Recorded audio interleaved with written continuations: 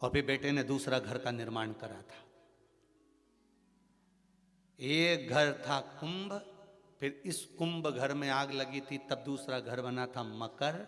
फिर मकर घर में भगवान सूर्य नारायण आए, उनका आदर हुआ, तब जाकर ये मकर संक्रांति हुई। कोई ऐसी हो गई क्या मकर संक्रांति?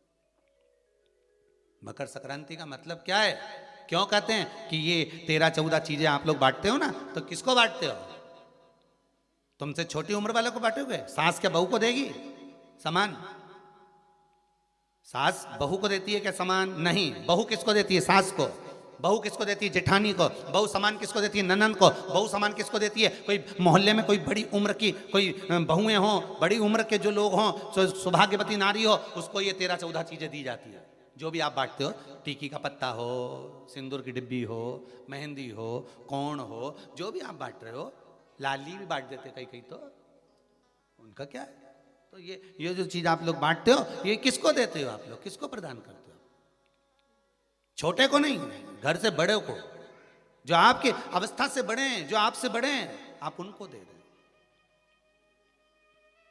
क्यों देते हैं बड़ों को? ये यहां आदर का भाव दिखाया गया, यहां आदर दिखाया गया कि यहां कुंभ में शनि महाराज अपने घर में रह रहे थे, सूर्य नारायण भगवान का आगमन हुआ, आज बेटे से मिलने का भाव जागृत हुआ और कुंभ में प्रवेश कर गए।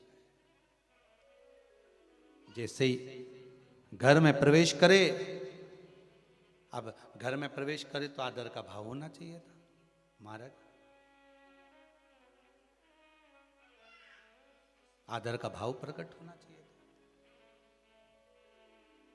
अभी कथा में कहा था, कोई घर का बड़ा आए, बुजुर्ग आए, आदरणीय आए, सम्माननीय आए, आपके पास में कितनी भी दौलत हो, कितनी भी संपदा हो, कितना भी धन हो, कितना भी वैभव हो, आप कितनी भी अच्छी कंपनी में जॉब कर रहे हो, आप कितनी भी अच्छी जगह पर पोस्ट पर बैठे हुए हो, आप कितनी भी अच्छी नौकरी कर रहे हो, चाहे आपके पास में बड़े से बड़ा पद क्यों ना हो, पर आपके भीतर बड़ों के पीछे, बड़ों के प्रति सम्मान भाव उत्पन्न होना चाहिए।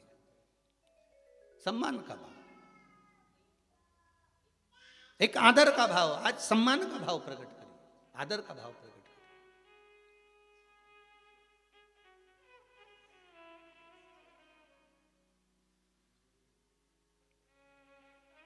महाराज